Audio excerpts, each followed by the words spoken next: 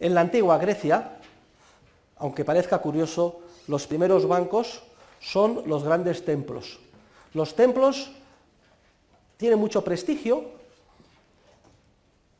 gozan de autonomía, tienen sus propias fuerzas de seguridad, se consideran lugares sagrados e inatacables.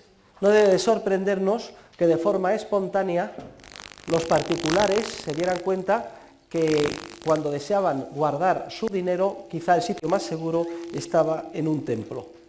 Pues precisamente por eso, porque se consideran inviolables, porque tienen milicia propia y porque de alguna forma generan una gran confianza a los ciudadanos. Entonces está demostrado que templos como el de Apolo en Delfos, el de Artemisa en Éfeso y el de Hera en Samos actuaban como depositarios de dinero de los ciudadanos, manteniendo un coeficiente de caja del 100%, es decir, cumpliendo en un principio la obligación de guarda o custodia. Después, paulatinamente, con el desarrollo comercial de las diferentes ciudades griegas a lo largo del Mediterráneo, ya la actividad de depositarios por parte de los banqueros empieza a ser efectuada por personas físicas. Y afortunadamente ha llegado hasta hoy, pruebas documentales de alguna de estas actividades. La más importante la tenemos gracias a un discurso jurídico de defensa que fue escrito por Isócrates en el siglo IV a.C. y que se conoce con el nombre de Trapecítica. Isócrates fue alumno de Sócrates y terminó pues ganándose la vida como logógrafo, es decir, escribía discursos jurídicos para defender a sus clientes ante los tribunales. Y en la Trapecítica pues tenemos el caso concreto de una demanda en relación con un negocio bancario. Defiende los intereses del cliente de un banquero llamado Pasión, que actuaba como banquero en Atenas. Este cliente era hijo de un valido de Sátiro, que era rey de Bósforo, y había hecho un depósito importante en oro en el banco de Pasión. Y cuando va a retirarlo, resulta que Pasión no tiene a disposición del depositante el tantunden y no puede devolver el dinero. Y entonces, ¿esto qué pasa? ¿Qué pone de manifiesto? Pues primero, que Pasión había actuado al margen de los principios generales del derecho. Segundo, explica en el discurso cómo el cliente tiene muchísima paciencia porque aguanta durante muchos meses tratando que se le devuelva el dinero y solo al final, cuando ve que ya es imposible, pone la correspondiente demanda. El banquero hace todo lo posible para tratar de inhibirse del problema y salvar su responsabilidad. Le pide por favor al cliente que por favor que nadie se entere que no te he podido devolver, porque entonces todo mi prestigio y toda la confianza en mi banco cae y desaparece. Luego, además, cuando ya está entre la espada y la pared y ya se va a hacer público, miente como un bellaco y dice que es falso que le hicieran el depósito de dinero, que es al revés, que el cliente tenía una deuda con él, por tanto por eso se quedó con el dinero.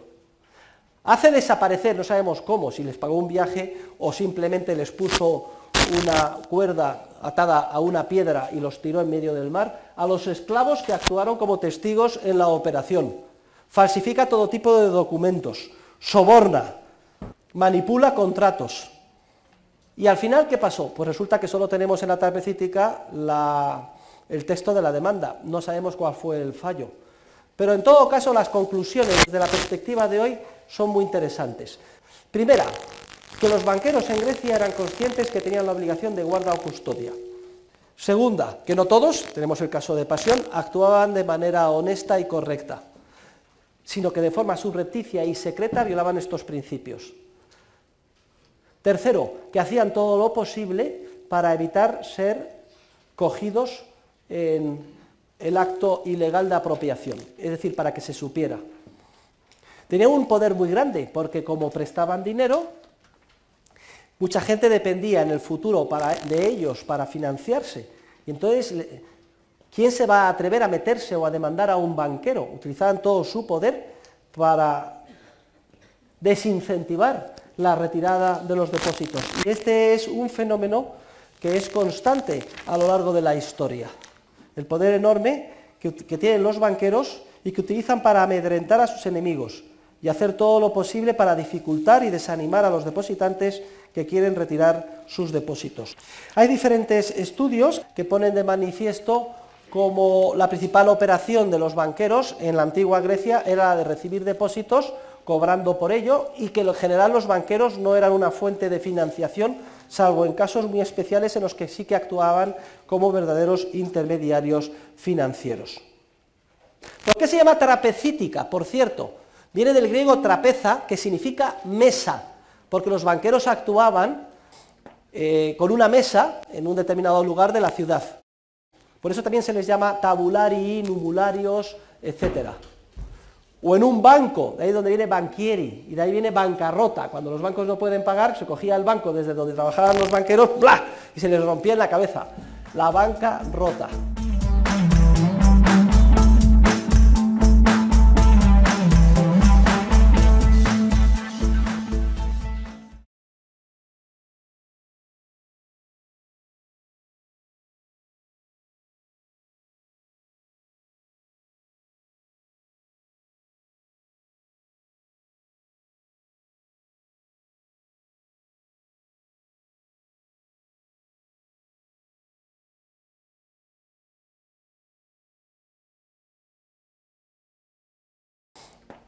Con una mesa en un determinado lugar de la ciudad.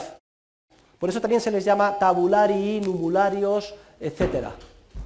O en un banco, de ahí donde viene banchieri, y de ahí viene bancarrota. Cuando los bancos no pueden pagar, se cogía el banco desde donde trabajaban los banqueros, ¡bla!, y se les rompía en la cabeza. La banca rota.